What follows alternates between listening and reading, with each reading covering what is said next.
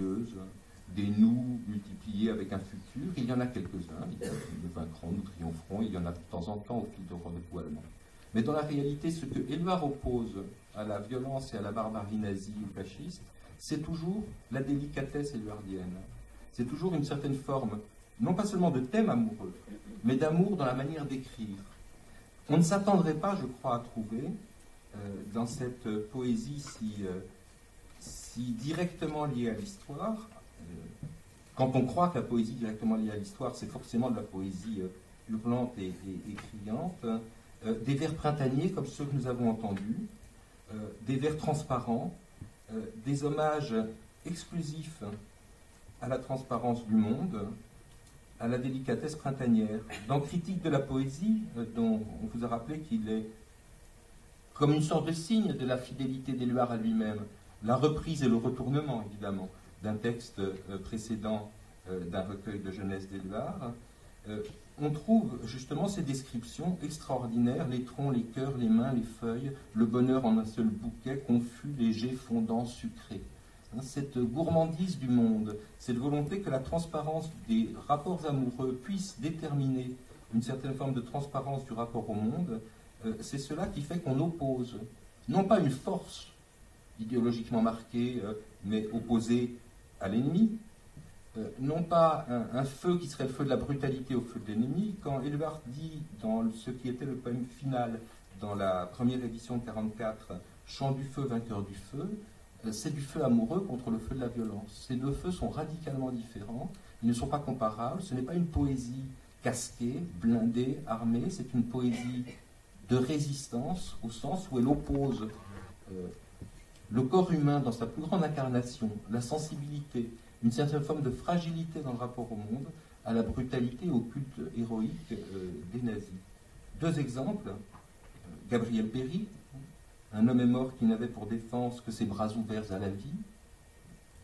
Ce qui est sculpté ici en deux vers, dont il faudrait tout étudier, le rythme, la structure, le retrait, c'est une forme de, pourrait-on dire, si on est dans l'imagerie, de crucifié de la résistance, avec ses bras grands ouverts.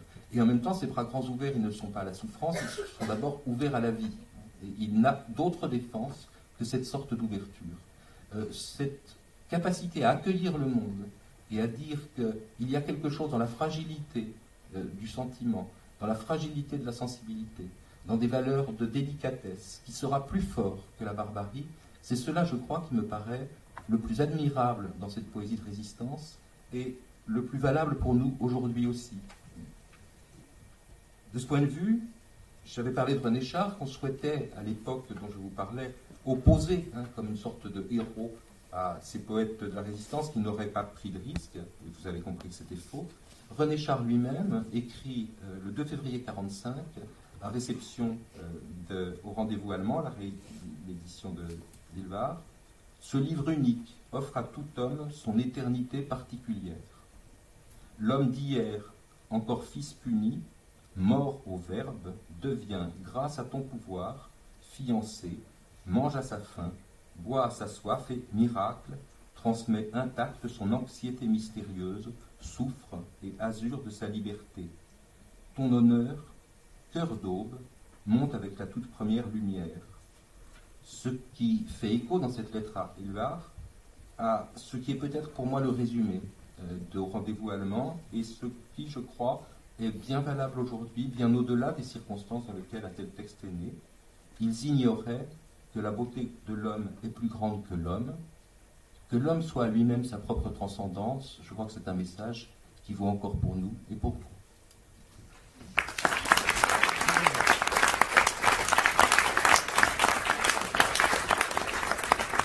Merci.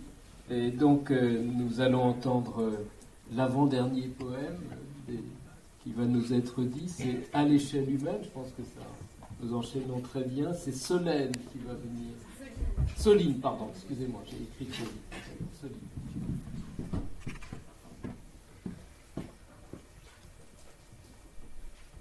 À l'échelle humaine.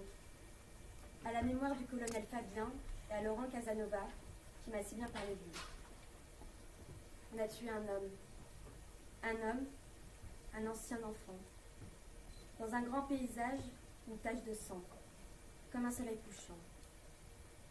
Un homme couronné de femmes et d'enfants, tout un idéal d'homme pour notre éternité. Il est tombé, et son cœur s'est vidé. Ses yeux se sont vidés, sa tête s'est vidée. Ses mains se sont ouvertes, sans une plainte, car il croyait au bonheur des autres. Car il avait répété « Je t'aime » sur tous les tons, à sa mère, à sa gardienne, à sa complice, à son allié, à la vie. Il allait au combat contre les bourreaux des siens, contre l'idée d'ennemi. Et même les pires jours, il avait chéri sa peine. Sa nature était d'aimer et de respecter la vie. Sa nature était la mienne. Rien qu'un seul jet de courage, rien que la grandeur du peuple, et je t'aime finit mal. Mais il affirme la vie. Je t'aime, c'était l'Espagne, qui luttait pour le soleil. C'est la région parisienne, avec ses chemins puérils, avec ses enfants gentils. Et le premier attentat contre les soldats du mal, contre la mort répugnante, c'est la première lumière dans la nuit des malheureux. Lumière toujours première, toujours parfaite. Lumière de relation, ronde, de plus en plus souple, étendue et animée. Graines et fleurs, et fruits et graines. Et je t'aime finit bien pour les hommes de demain.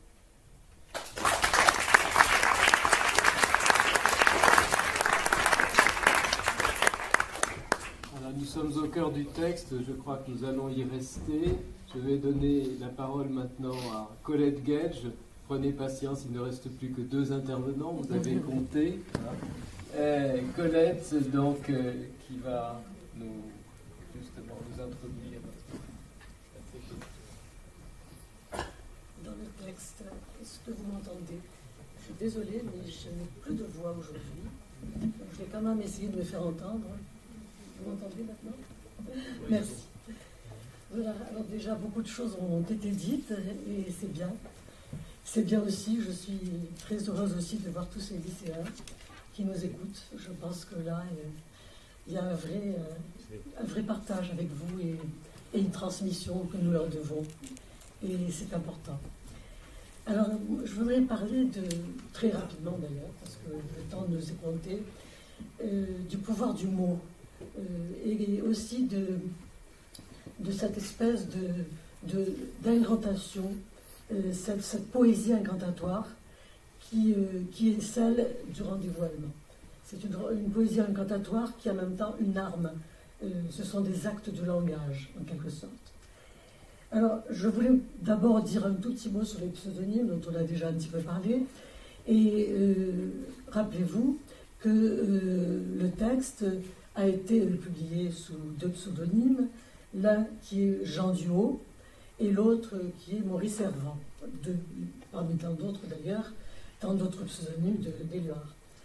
Alors, le pseudonyme, par définition, relève d'un langage crypté, et on sait pourquoi, et en même temps, il révèle un geste, une attitude. Et chez Éluard, le geste, l'attitude, c'est d'abord cette posture ascensionnelle qu'on lui connaît. La nuit nous regarde de haut, enfin, cette expression, j'ai envie de dire qu'elle est dans pratiquement tous les poèmes de toutes les époques. Donc il y a ce thème ascensionnel, quasi mystique d'ailleurs. Je pense qu'il faudrait approfondir la question, mais ce n'est pas le lieu ici. Et le second, c'est Maurice Servan. Et comme tout le monde sait, le poème Liberté en particulier a été parachuté. Et c'est une façon, au fond, de confier les poèmes à l'air et au vent. Voilà. Donc on a ici déjà, dans ce pseudonyme, la question du nom qui est posé, et d'un nom qui révèle, en effet, qui n'est pas un nom gratuit, bien entendu, mais qui révèle en effet une attitude propre à Éluard. Alors je voudrais maintenant parler de la scansion du nom propre. On a déjà entendu le magnifique poème et le poignant poème critique de la poésie, et je voudrais dire à quel point le nom propre est un lieu habité, c'est un embrayeur, pour parler d'un point de vue linguistique, qui nous pose qui nous ancre dans une réalité. Le nom propre, en tout cas, il désigne, il identifie, il invoque l'absent. C'est un acte de nomination capitale, majeure. Voici ce qu'on lit dans un ouvrage de poétique de Michel Aquin. Ainsi Dante, qu'il a perdu, va-t-il nommer Béatrice? Il appelle en ce seul mot son idée et demande au rythme, aux rimes, à tous les moyens de solennité du langage, de construire pour elle un château de présence, d'immortalité, de retour. Et effectivement, Garcia Lorca a été mise à mort, Saint-Paul Roux a été mise à mort, sa fille a été suppliciée, Decour a été mise à mort. C'est une déclinaison, une profération du nom qui tente à garder évidemment la mémoire de ces héros, mais qui en même temps relève d'une sorte de réitération propre à mémoriser un geste, à mémoriser un destin, à mémoriser un homme dans son héroïsme humain, j'ajoute, et dans sa douleur qu'il a pu dépasser. Je fais remarquer aussi que Decour, enfin le dernier vers, Decour a été mis à mort, ne se termine pas par un point. Il n'y a pas de point final. Autrement dit, on est là dans une attitude non pas d'attente, mais je dirais qu'il n'y a pas de clôture. Hélas, d'autres peut-être, évidemment, suivront, mais quoi qu'il en soit, il n'y a pas de clôture. Autrement dit, on peut aussi, tout à l'heure on parlait, c'est Madeleine Léfaux qui disait à quel point on a besoin de la poésie, on pourrait aussi poursuivre l'injonction à se souvenir. C'est donc un retour lancinant du nom des suppliciés qui est destiné à susciter l'horreur, à susciter la compassion, à susciter la révolte. La compassion, il y en a beaucoup chez Éluard, bien entendu, et beaucoup au rendez-vous allemand. La compassion pour les enfants qui ont faim, la compassion pour ce mort. Qu'est-ce qu'il voulait, ce mort? Pas grand-chose, sinon manger, sinon boire, etc. Ici, il y a aussi ce thème-là, bien entendu. Mais je dirais que c'est une compassion qui ne reste jamais au niveau d'une sorte de sentiment intime. C'est une compassion qui est une arme.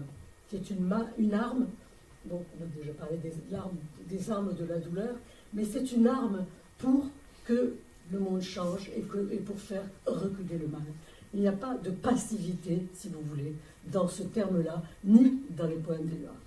Alors Gabriel Péri, je vous passe la question des figures de rhétorique, mais quand même, je voulais dire que Péri, c'est un seul signifiant qui renvoie à deux signifiés distincts et opposés.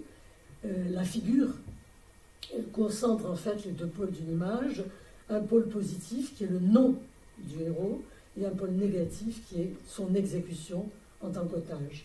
Et ensuite, tout ce champ-là va s'égrener pas à pas dans le poème sur le mode du vivre et du périr, de la vie, de la mort, avec une densité réellement très forte. Et le dernier vers, périr est mort pour ce qui nous fait vivre, il n'y a pas un mot de trop, c'est une phrase absolument lapidaire qui dit tout et en même temps qui dit cet héroïsme humain de ces hommes porteurs jusqu'au bout d'une pulsion de vie. Ils rient, ils meurent, le rire aux lèvres, je cite Éluard, car ils savent que leur sacrifice ne sera pas vain et que c'est le prix à payer pour la liberté de ceux qui vont leur survivre. À l'échelle, ce chant funèbre, tous ces chants funèbres sont en quelque sorte des hymnes à la liberté. Et c'est une façon aussi très éluardienne de mettre au bien ce qui était au mal. Alors, à l'échelle humaine, qui est un texte absolument magnifique, cet hommage au colonel Fabien, c'est l'amour, par une singulière inversion, qui donne le courage de mourir sans une plainte, car celui qui va mourir sait que l'amour lui survivra. Et la seule façon de combattre ses ennemis, c'est de rester vivant. Il est mort sans une plainte, car il avait répété « Je t'aime » sur tous les tons. À sa mère, à sa gardienne, à sa complice, à son allié, à la vie. C'est une injonction ainsi à venger aussi les innocents, on disait tout à l'heure, que je ne voudrais pas qu'on confonde avec la revanche, avec un esprit revanchard. La vengeance, je le disais tout à l'heure, enfin je viens de le dire à l'instant, la vengeance, c'est déjà de rester en vie, de se perpétuer, et c'est surtout aussi, la vengeance, elle est dans le ventre des femmes, le ventre fécond des femmes, qui sont célébrées chez Éluard avec une infinie compassion et un infini amour sur le mode de l'apostrophe lyrique. Toi, ma patiente, ma patience, ma parente, prépare à la vengeance un lit d'où je naîtrai. Patiente, patience, parente, je passe sur les allitérations, etc.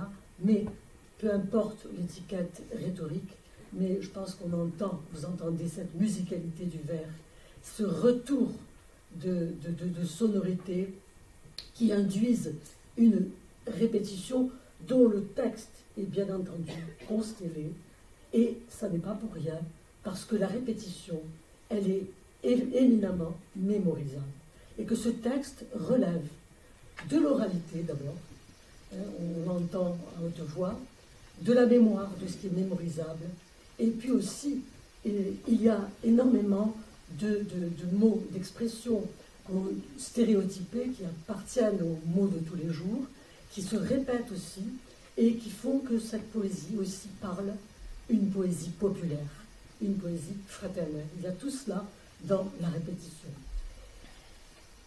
Alors, j'en arrive à Liberté, dont on a déjà parlé, mais pour dire, enfin, on n'a pas fini d'en parler, de Liberté, pour dire qu'on a là une litanie, avec le sens religieux que cela d'ailleurs implique. Je pense qu'il ne faut pas occulter non plus ce sens religieux qui est en filigrane.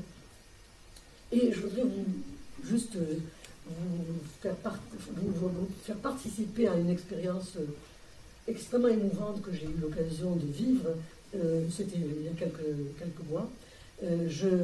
J'étais dans un collège, même pas un lycée, un collège, et c'était des élèves à qui je voulais parler d'Éluard, et ils ne connaissaient pas Liberté. Alors j'ai commencé, je suis quand même obligée de lire le texte, bien que vous le connaissiez tous, mais je suis obligée de le lire pour que vous compreniez ce que je vais vous dire. C'est la page de... Quelle page de Liberté? Qu'est-ce qu'il en est de combien? Merci.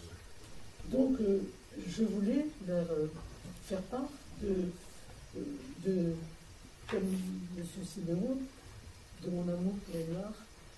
Mais c'est un amour moins amoureux, c'est un amour dans lequel j'ai puisé beaucoup de sens critique par rapport à la poésie en général, et puis aussi c'est une poésie qui est une poésie d'actes, c'est un acte de langage, ce sont des actes de langage qui en fait doivent susciter chez l'interlocuteur des actes en retour. Voilà. Alors, donc je commençais à lire ce texte-là, sur mes cahiers d'écolier, sur mon pupitre et les arbres, sur le sable, sur la neige, j'écris ton nom.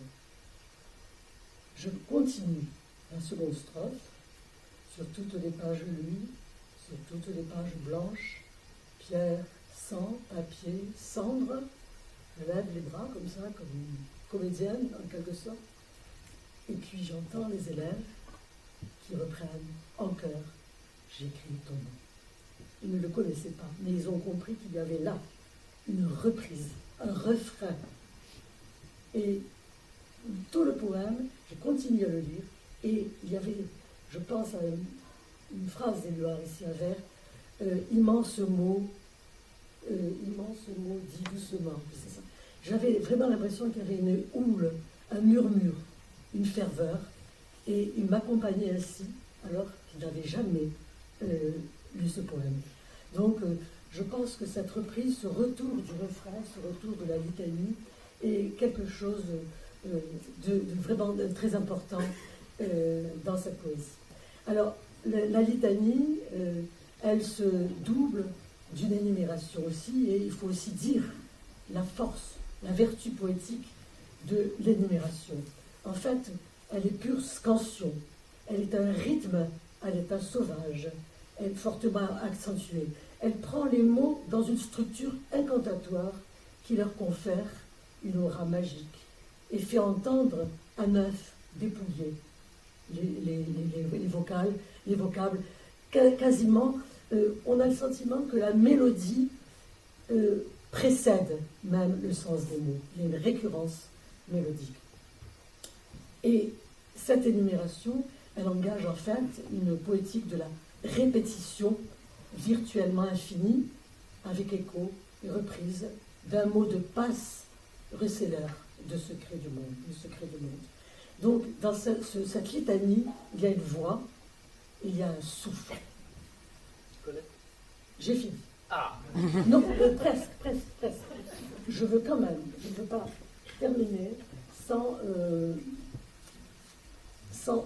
tout simplement évoquer avec, et en ayant une pensée fraternelle avec Marie-Claire Dumas, les couplets L'état de veille de Robert Desnos, dans lesquels aussi il y a cette profération, non pas des noms, mais des toponymes de Paris, quadrillés, et qui vont en fait quadriller cette ville entièrement sous la protection tutélaire des résistants et de la résistance. Et puis, je veux quand même finir par Éluard, parce que sinon, j'ai quand même besoin de finir par Éluard. Je veux dire quand même que si on lit à nouveau les poèmes d'Éluard, on se rend compte à quel point toutes les oppositions sémantiques, prosodiques, rythmiques, sont en fait des scansions, des rythmes scandés qui, en fait, nous portent vers une poétique de la répétition, qui est une poétique incantatoire, mais dans laquelle il y a toujours, non pas du ressassement, mais une réitération dynamique. Merci. Et pardon pour les quelques secondes. En fait de réitération dynamique, ça tombe bien, nous allons entendre à nouveau Marie et Romaric qui vont revenir devant nous, lire le dernier des poèmes d'Éluard que nous allons entendre. C'est Faire vivre.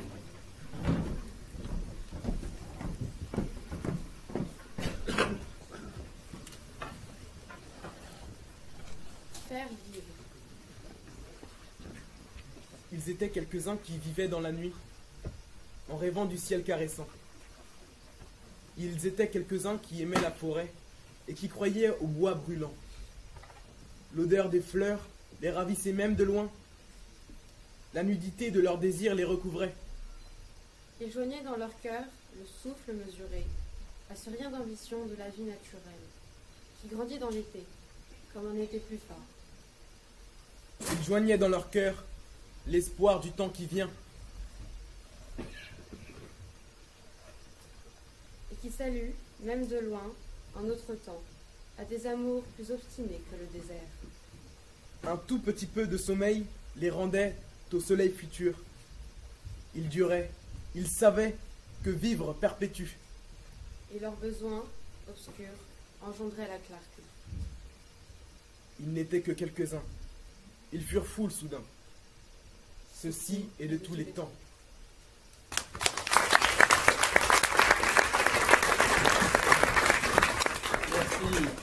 Merci Cédric, vous voyez, Romaric et Marie. En plus, c'est vraiment fait pour connaître Gage, c'est comme une comptine. Voilà, nous allons terminer sur un thème qui est tout à fait voisin de celui qui vient d'être évoqué, puisque Madame Nicole Boulestron va nous parler du phénix, le beau phénix qui lui-même s'engendre. Oui, c'est vrai qu'Olette a parlé du rythme, mais je vais vous parler de l'image. En fait, de l'imagination d'Éluard dans ses poèmes de guerre. Parce que l'imagination a joué aussi son rôle. Alors, je vous propose de lire Le Rendez-vous allemand sous le signe du phénix, effectivement. L'oiseau légendaire n'est pas un mythe, mais plutôt une image mythique du feu. C'est l'oiseau de feu qui meurt et brûle de ses propres sabres. C'est le maître du jour et de la nuit. Gaston Bachelard, grand lecteur d'Éluard, dit plaisamment que c'est l'oiseau aux 365 plumes parce qu'il renaît chaque jour. Pour vivre en imagination le drame du feu et du phénix, il faut savoir participer à l'imagination matérielle, substantielle de l'élément. Il faut, nous dit Gaston Bachelard, avoir tisonné les braises du foyer. Seul le rêveur devant les flammes voit en elles son propre être et son propre devenir. Ou encore, pour imaginer en toute sincérité la légende du phénix, il faudra toujours que je devienne le phénix de moi-même, mourant et renaissant dans les cendres de mon propre feu. Le poète nous jette dans une image. Frères, cette aurore est vôtre. Nous la saisissons. C'est à nous ensuite d'enquêter les passages dans le livre et de la faire nôtre. Alors comme les autres éléments, l'air, la terre, l'eau, le feu a deux pôles. Il est matière, feu-matière, et il est feu-esprit. Principe de l'affect, du désir, et principe de spiritualité. Énergie et intellect. Principe de vie, principe de mort. Une image première, ce que Gaston Bachelard appelle une image princeps, comme celle du feu, qui transforme toute matière en flamme, permet que se révèlent d'autres images, dans les régions du jour et de la nuit, de la vie, de la mort, dans la conscience et comme dans l'inconscient. Éluard instaure lui-même le feu, on en a parlé au cœur du recueil de 44, par le poème Chant du feu, vainqueur du feu. C'est le poème du feu énergie, feu du désir de la poésie, contre le feu d'ennemi. C'est un manifeste, en fait, de la poétique du feu d'Éluard. Un désir nouveau, un éros nouveau, pour parler poétiquement, a transformé le poète de l'amour en poète de la résistance en 1942. Éluard a rappelé l'illumination du titre, Liberté, le réveil du phénix. Par ce mot, je renouvelle ma vie. Je suis né pour te chanter. Et dans Liberté, Éluard a transféré son désir d'écriture, ce feu intérieur qui ne le quitte pas, du chant de l'amour au chant de la résistance, du combat. C'est une fureur virile qui anime sa parole, la colère, la vengeance, l'acharnement à châtier les coupables, les collaborateurs, la tension extrême de la haine et de l'amour.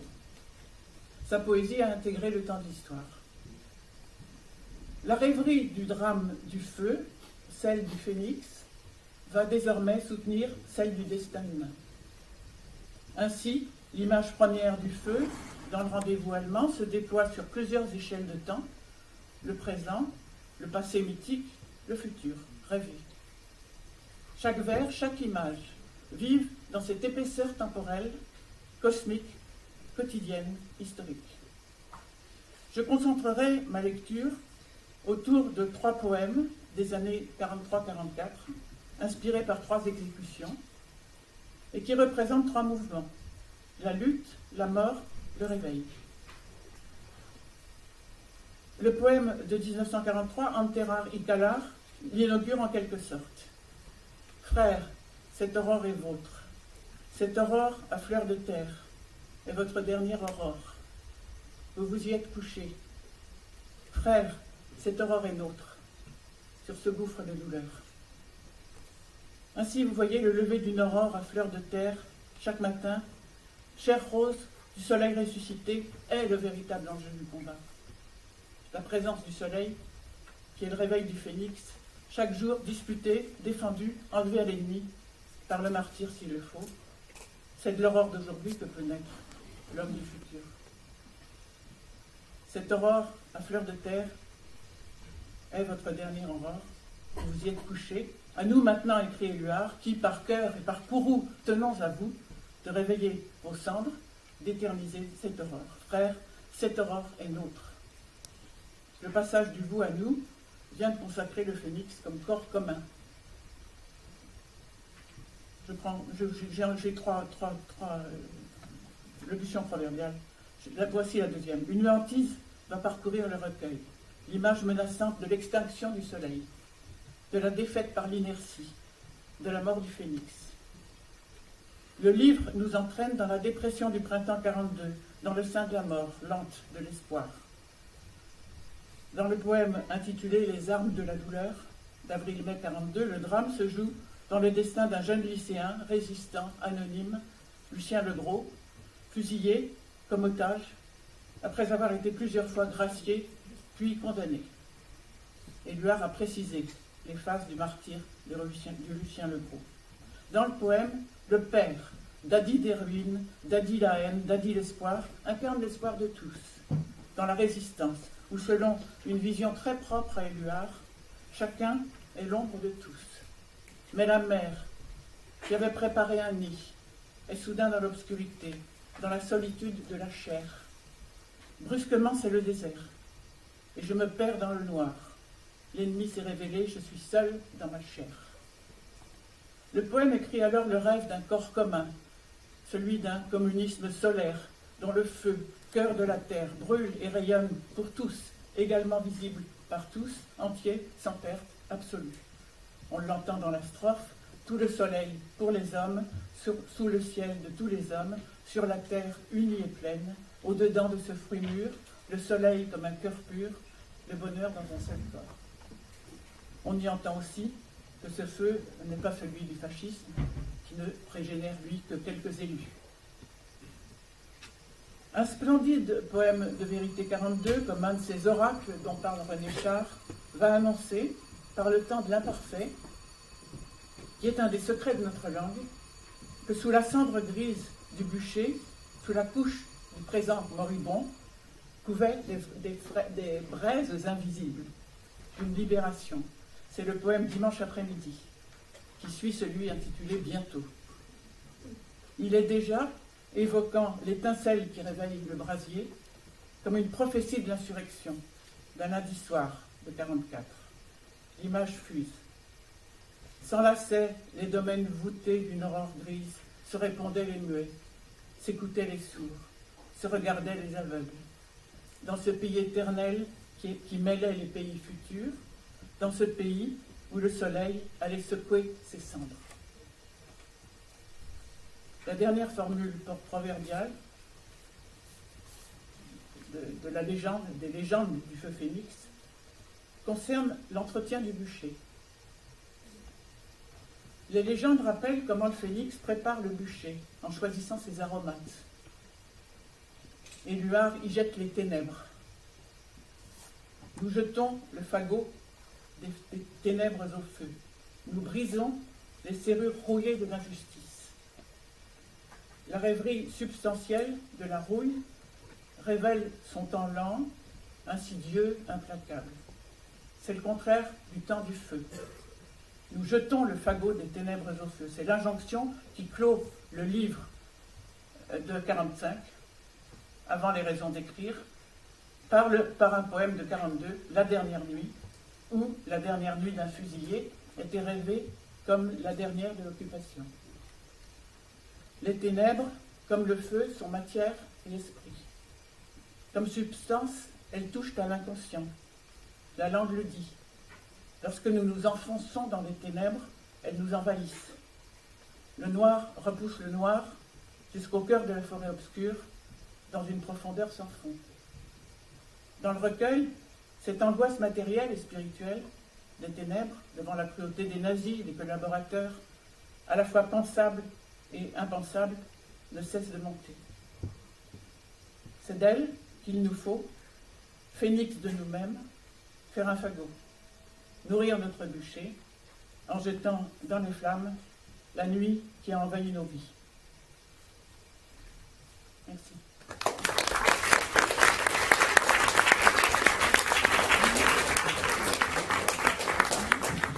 Merci à Nicole Boulestro, merci à tous et à tous les intervenants, merci à tous pour votre écoute attentive. Il nous reste environ un quart d'heure qu'on pourra prolonger de façon moins formelle, mais un quart d'heure où nous disposons du micro et de conditions favorables pour une discussion. Donc je vais ouvrir cette discussion en appelant en particulier les jeunes gens qui sont ici à poser des questions.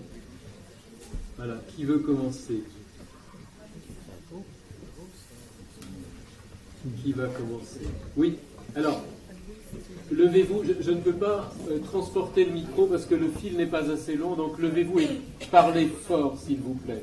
Alors, moi, je pense que déjà, la haine dans ce recueil Au rang du voilement, c'est surtout quelque chose qui vise à protéger, quelque chose comme un mur, les murs du berceau, et dont le ciment ne serait que l'amour. En fait. Et ça serait, d'une certaine manière, faire un rempart à l'ennemi. C'est s'élever et considérer l'ennemi, non pas comme un égal, mais contre une brebis qui s'est perdue et être plus grand que lui. Alors, merci de cette remarque, mais est-ce vraiment une question?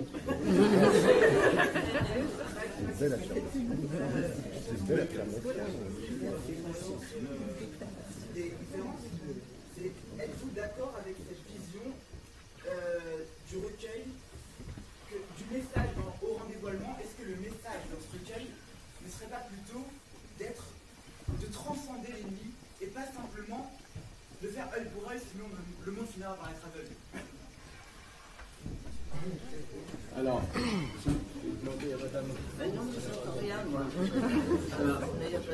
oui. Ou alors, il faudra que je demande, peut-être voulez-vous venir ici et poser votre question? La question n'a pas pu être entendue. Je crois que... Non, mais ramenez-vous par là.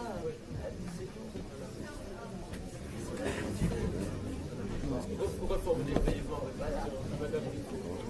Ma question est la suivante. Est-ce que dans Au rang du voilement, le message, ça ne serait pas de s'élever plus haut que l'ennemi et pas simplement de rendre coup pour coup? Ah bah, oui, enfin, je dirais que il y a tout un balancement qui était nôtre aussi dans notre cœur. Un copain vient d'être tué. On a la haine. Bon, mais on a la haine. Et en même temps, on a la clémence aussi, on a l'amour. Bon, en tout cas, moi je peux dire un truc. Il m'est arrivé d'être dans une cellule condamnée à mort, attaché, et d'attendre qu'on me fusille le lendemain. Bon, alors là, je ne suis pas tout à fait d'accord avec Elva. Ce qui est unique, bon, et évidemment, tout le monde réagit différemment. Mais j'ai pas pensé personnellement à j'aurais plein de copains qui vont me venger, chouette. Non, pas du tout. J'ai pas pensé à ça du tout. Je pensais à l'amour plutôt. Et d'ailleurs, Eloi, quand il écrit un poème que je vous conseille de lire, il est marrant en plus, Bêtes et méchants. Bon, c'est nos ennemis qui sont bêtes, méchants. Alors, à un moment, il dit, voilà, la veste trop courte, le manteau trop long, la croix de travers, bon. Et puis, il dit, qu'ils partent, qu'ils meurent, leur mort nous suffit. Aussitôt après, mais ils s'évaderont. Nous aimons les hommes. Ils s'évaderont. Nous en prendrons soin. Et ça se termine par dans le monde à l'endroit. C'est fort, ça. Bon, comme vous avez donc raison, il y a... Je crois que vous avez raison dans votre... La liberté, en fait, on ne peut pas arrêter ce processus. Non, c'est un processus... bon, moi quand il m'est... je parle de moi parce qu'il n'y a que moi pour parler de ça, mais tout le monde est claqué, il n'y a plus que moi. Bon, merci, c'est vrai, hein, j'arrête pas parce que je vous ai invité moi. Bon, alors, donc, je fais mon boulot. Quand je m'en vais faire une mission et buter un officier sur un pont, en plein jour, bon, j'ai quoi dans la tête?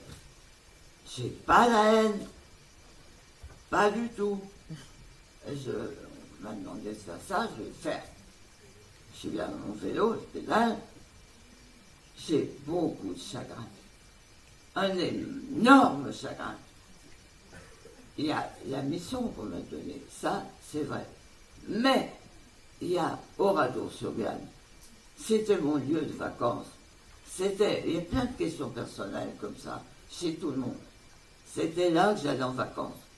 Bon, et puis, on m'avait tué un copain, l'avant-veille, parce que lui, il n'avait pas pu tuer l'Allemand au cours d'une opération. Il lui avait laissé la vie. Il n'a pas eu le courage de tirer. Et l'Allemand, 2 jours après, l'a reconnu et l'a abattu dans le dos. Et il est mort. Alors moi, j'avais tout ça dans la tête. Et je me souviens, mais d'une façon aiguë, que j'ai pensé, non pas à Éluard, qu'à cette époque, je n'avais pas encore rencontré, mais à son poème, j'ai dit, c'est vrai, je me suis dit, nous avons pris les armes de la douleur. Voilà. Et moi, pour rappeler un petit aparté, je dirais que justement dans le dé d'immortalité chez Éluard, à un moment il dit « Notre amour plus lourd que le fruit mûr d'un lac dure depuis toujours, un jour après un jour, une nuit après nous. » Oui. Ah ouais. On est d'accord. Merci. Il faut que vous veniez parce que je vais essayer de... Sur les 12 du recueil, alors malheureusement... Ah bah voilà, et avoir votre avis. On a devant nous le visage de face, et sur nos recueils, nous avons un très beau profil. Est-ce que... Voilà, il était possible de nous... Excusez-moi, je croyais qu'on avait passé la seconde vue, mais je ne peux pas le second frontispice. Voilà, donc, voilà, mais sur les raisons de ce choix... Je crois que ce texte-là figurait sur la précédente édition et que nous avons reprise de cette façon. Il y en avait 2 dans l'édition de 45. De 44. Vous pouvez avoir l'autre image, si vous voulez. Madeleine je vais poser une question, Madeleine. C'est grâce à Éluard, c'est grâce à Paul Éluard que tes poèmes ont été publiés, Madeleine. Est-ce que tu peux le raconter? Quand tu parles, ça n'a pas d'intérêt. Merde. Non, mais si, quand même. Il y a un intérêt, c'est de dire comment était Éluard. Parce que, bon, moi, évidemment, je suis passé, comme tout le monde dans mon cas, vu que j'étais arrêté par un Français de la milice, en bagnole,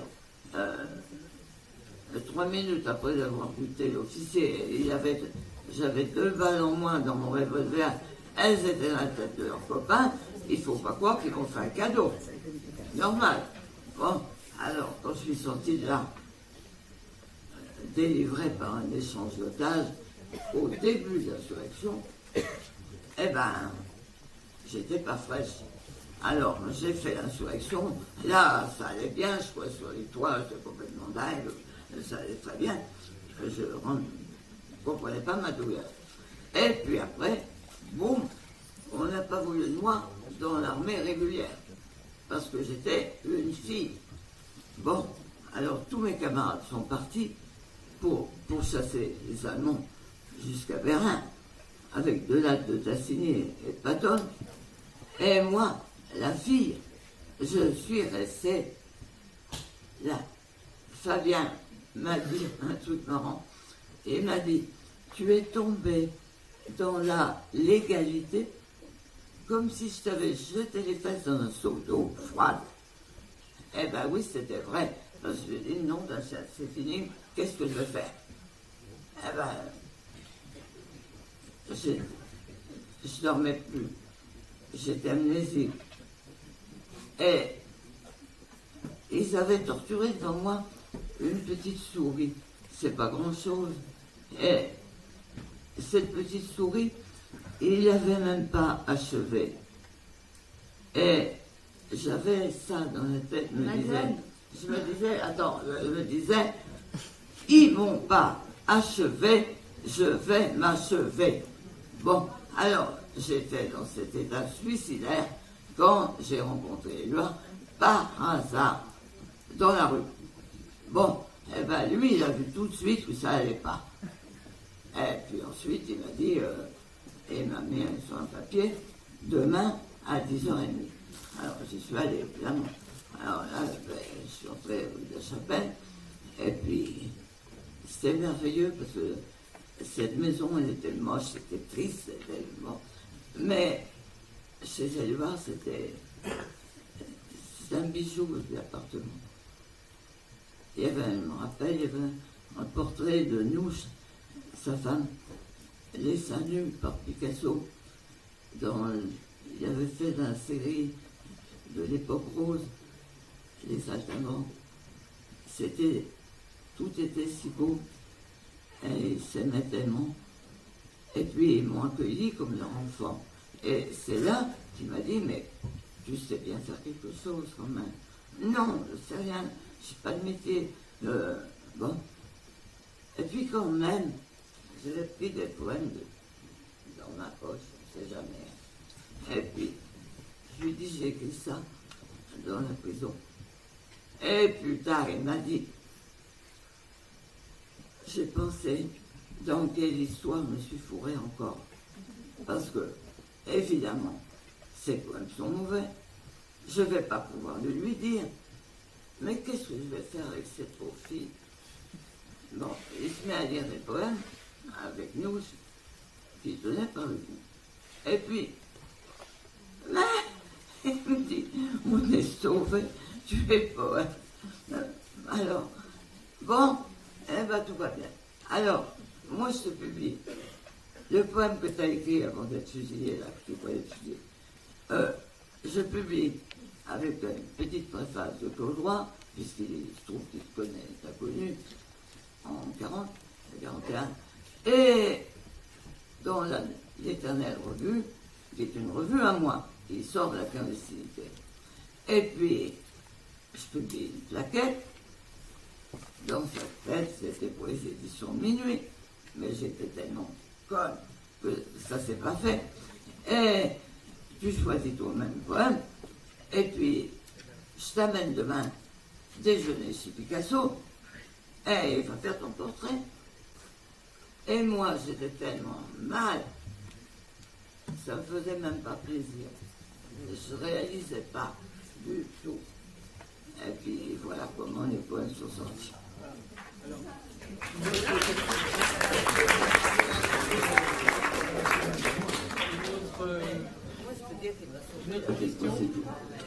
Une autre question?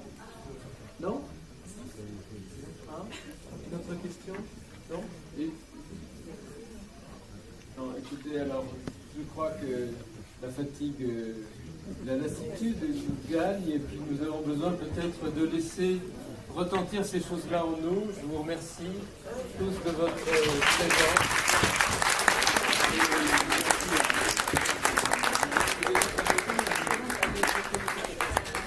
Je voulais ajouter pour le jeune homme tout à l'heure que mon beau-père, c'est-à-dire le père de mes frères, disait toujours que, et c'était à propos d'événements pendant la guerre d'Algérie, que les hommes valaient toujours mieux que leurs idées. Ah, c'est pas bête, c'est bien. Je remercie aussi un membre bienfaiteur de notre association qui est arrivé un peu en retard, mais je le remercie beaucoup. Encore un mot, s'il vous plaît. Elle a fait vous dire un mot. Moi, je voulais vous dire que moi j'ai connu Édouard pendant 8 ans. J'ai eu de la chance, on est devenus amis. Je l'ai connu de 44 à sa mort, la veille. Et puis, bon, longtemps après, 30 ans après, on me demande, est-ce que vous ne vouliez pas venir à l'église, à tel endroit, parce que vous avez un jeune homme vietnamien qui épouse une Française, et le prêtre que je connaissais me dit, je ne suis pas embêté, mais enfin, un peu, je ne sais pas qui va lire le poème d'Édouard. Je dis, qu'est-ce qu'il y a le poème d'Édouard dans un mariage religieux? Il me dit, écoutez, ils ont choisi les lectures. Le premier poème, la première lecture, c'est pas un truc biblique, c'est un poème d'amour d'Édouard. Et j'ai dit, vous avez accepté? Bon, je dis oui. Alors je suis allé, et j'ai lu le poème d'Édouard à l'église. Et après, j'attends, et je vois un papier par terre, je le ramasse par les œuvrements. C'était des papiers d'un autre mariage qui avait eu lieu 15 jours avant, je ne sais pas quoi. Et, super, première lecture, un autre poème d'Édouard. Non mais, c'est dingue.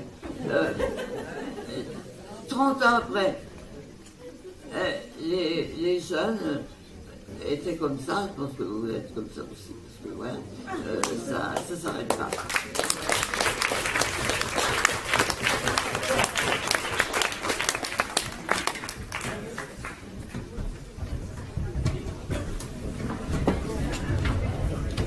Ha ha ha!